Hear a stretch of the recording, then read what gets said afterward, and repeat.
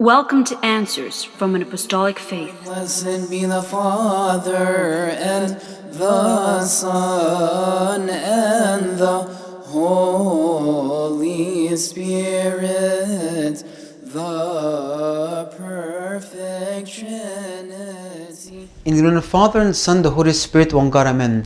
What is prayer?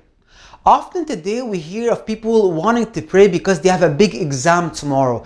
I have a big job interview tomorrow, therefore I absolutely need to pray.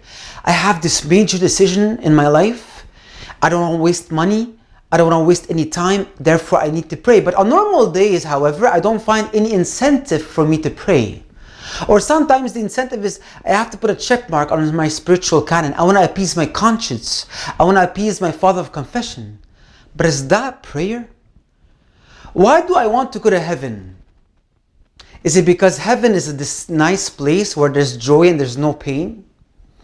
Or do I want to go to heaven because this is the place where God is, where I want to enjoy Him and enjoy His love for eternity because I have this relationship with Him?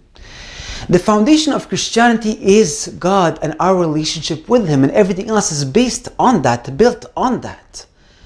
But if I want this relationship with God in heaven, it needs to start here on earth through prayer, through me talking to God. So the purpose of prayer is to enjoy God, to talk to Him, to go deep with Him, to be in communion with Him through prayer. Often that's not what we do. We deal with God as if He's Santa Claus or a vending machine. I put a quarter, I put $1, I get whatever I want to get out of Him. But that's not how God is. And unfortunately, even parents disciple their children in that way. Oh, you want this game? Ask God. But what am I teaching my son? That's not what prayer is. Prayer is enjoying God, being in communion with Him. However, although God cares much more about our spiritual life, He also gives us the earthly needs, whatever we need that is earthly, but it's not the purpose of our life. So I'll give you an example. Let's say you have a neighbor in front of you, you meet him every day for 10 years. You've been saying to him good morning and good evening for 10 years now. After 10 years, you've been short $1,000 for whatever your needs were. So you go to him and ask him, can you please help me out with that amount of money? What will he answer you? All you did is to tell him good morning and good evening every day. He'll answer you and tell you, who are you? Yeah, I know you live across the street, but what's your name again? Did we ever chat? Did we ever talk to each other? Go play something together? Enjoy each other's company? Did we? I don't know you. However, if I go to my Father, like when the disciples asked God, teach us how to pray, He told them, say, our Father who art in heaven. God is my Father. That implies a deep relationship. So when I go to Him and tell Him, Dad, I'm in need, He says, there you go, my son. But if I go to a stranger, He'll tell me, who are you again? So God needs to be my Father. Again, the purpose here is not to seek the $1,000. It's not to seek God's gift. I seek God. I want God. I love God. But God also cares for my earthly needs. But He first cares for my spiritual needs. The problem is that we deal with God like we deal with this neighbor, meaning that we stand in front of Him in the morning and we say, our Father who art in heaven. We do the same thing in the evening. We spend a total of 4 minutes with God. Is that prayer? Is that enough for me to be in communion with God? Not enough. We know from personal experiences that when we have a new relationship with someone, let's say a new friend, the more we spend time with them, the more we feel comfortable with them, the more we want to spend more time with them, the more we find the rest in this person. They become like even brothers and sisters at some point. That's what we ought to do with God. But it's not only to spend time, but to spend quality time. Quality time. For me to spend quality time with God, I need 3 things. Number 1 is worship. True worship, meaning I need to step outside of myself and worship the true God. I need to stop asking for earthly things, or ask them at the end, not to worry much about them, but to worry about enjoying Him. So in Isaiah 6, when Isaiah saw God sitting on His throne, he heard the angels saying, Holy, holy, holy is the Lord of hosts. holy, ageos, non-earthly.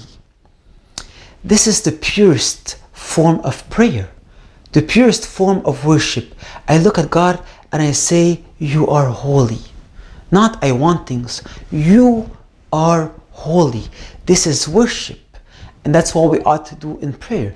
Number 2, I need to have a focused mind. I need to clear my mind of all earthly things. I need to focus in prayer. You know the feeling when you go into an exam and you're about to write an exam, the stress that you feel? We ought to go into prayer like this.